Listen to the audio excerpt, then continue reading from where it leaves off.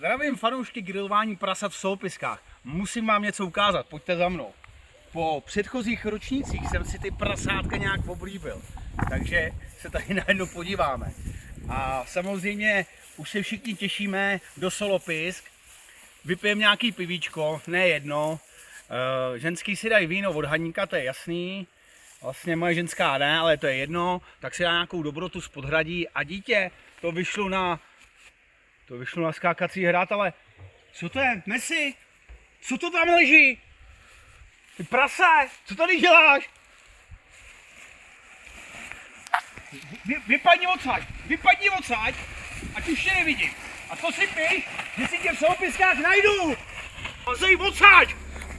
Ty kaňoure!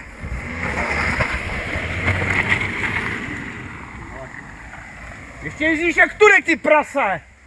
No nic, přátelé, my se uvidíme 5. září v Solopiskách. Chro.